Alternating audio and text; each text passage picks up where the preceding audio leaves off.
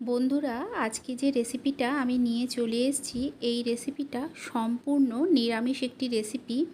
নিরামিষ দিনে আপনারা এটা বানিয়ে খেয়ে দেখবেন, খেতে ভীষণ সুন্দর হয়।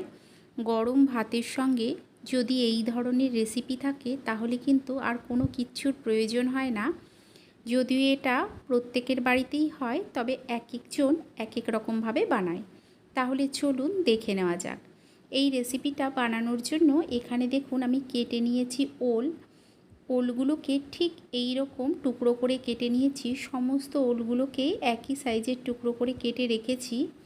আর নিয়েছি এখানে আলুগুলোকে ওলের থেকে একটু বড় সাইজের টুকরো করে কেটে জলে ভিজিয়ে রেখেছি, এতে আলুগুলো কালো হবে না। এখন অন্যদিকে একটা বাটির মধ্যে দিয়ে দিচ্ছি দেখুন 1 চামচ জিরে গুঁড়ো, এর সঙ্গে দিয়ে দিচ্ছি হাফ চামচ হলুদ গুঁড়ো আর 1 চামচ লঙ্কার গুঁড়ো। অল্প একটুখানি জল দিয়ে দেব। জল দিয়ে মশলাটা গুলে রেখে দেব।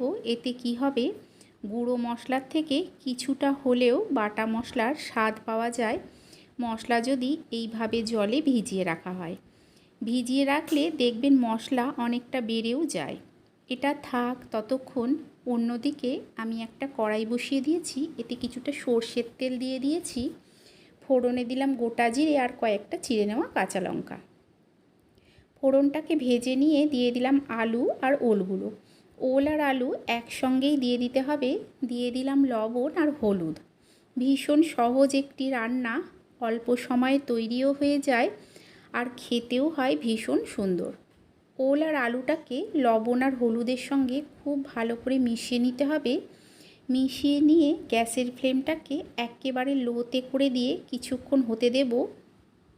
লবণ দেওয়ার কারণে ওলটা আর আলুটা দেখবেন অনেকটাই নরম হয়ে চলে এসছে। ওল আর আলুটাকে গ্যাসের ফ্লেমটা লো টু মিডিয়ামে করে কিছুক্ষণ হতে দিতে হবে। তবে ওল কিন্তু খুব বেশি লাল কিংবা কড়া করে ভাজার প্রয়োজন হয় না, হালকা কিছুক্ষণ ভেজে নিলেই হবে। নিরামিষ দিনে এই ধরনের যদি রেসিপি থাকে দেখবেন যে গরম ভাতের সঙ্গে খেতে কত ভালো লাগে। অনেকেই এই রেসিপিটা বানিয়ে খায়, তবে এক একজন এক এক রকমভাবে বানায়। আমি এই পদ্ধতিতেই বানাই, আপনারা পুরো ভিডিওটা দেখলে বুঝতে পারবেন। দেখুন ওলটাকে আর আলুটাকে আমি কিছুক্ষণ ভেজে নিয়েছি, তবে খুব বেশি লাল কিংবা কড়া করে কিন্তু আমি ভাজিনি।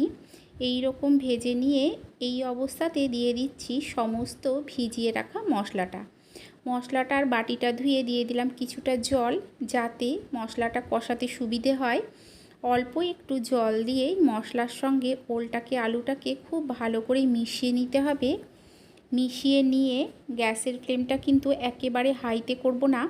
হাইতে করলে কি হয়, মশলাটা কষানো ভালো হয় না, আর মশলার কাঁচা গন্ধ থেকে গেলে কিন্তু রেসিপিতে খেতে একেবারেই ভালো লাগবে না।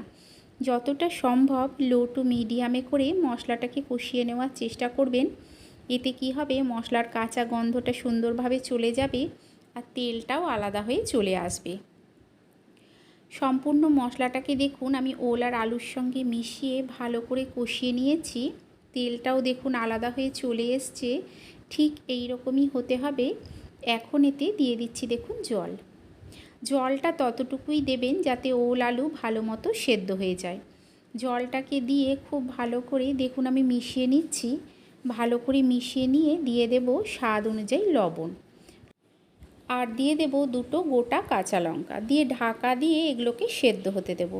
কিছুক্ষণ পর আমি ঢাকাটা তুলে নিচ্ছি। সমস্ত কিছু ভালো মতো সেদ্ধ হয়ে গেছে। আপনাদের যদি এই রেসিপিটা ভালো লেগে থাকে লাইক করে দেবেন, শেয়ার করে দেবেন, কমেন্ট করে জানাবেন যে কেমন লাগলো। আর চ্যানেলটাকে অবশ্যই সাবস্ক্রাইব করে দিয়ে পাশে থাকা বেল আইকনটা প্রেস করে দেবেন। এতে কি হবে, আমি যখন কোনো নতুন ভিডিও আপলোড করব নোটিফিকেশন সবার আগে আপনার কাছে পৌঁছে যাবে। মিষ্টির জন্য দিয়ে দিলাম একটা বাতাসা, আপনারা চাইলে চিনিও দিতে পারেন। যেহেতু নিরামিষ তাই আমি অল্প একটু মিষ্টি দিলাম। দেখুন ভালো করে এটাকে আমি কিছুক্ষণ ফুটিয়ে নিয়ে দিয়ে দিচ্ছি গরম মশলার গুঁড়ো, আর দিয়ে দেব ঘিটা আর গরম মশলাটা দিলে এই রান্নার স্বাদ কিন্তু আরও অনেক গুণ বেড়ে যায়। তৈরি হয়ে গেছে ওল আলুর ডালনা। আপনারা এইভাবে অবশ্যই একবার বানিয়ে খেয়ে দেখবেন, আশা করছি আপনাদেরও ভালো লাগবে। তাহলে চলুন আপনাদের সঙ্গে দেখা হচ্ছে আরও একটা নতুন ভিডিও নিয়ে।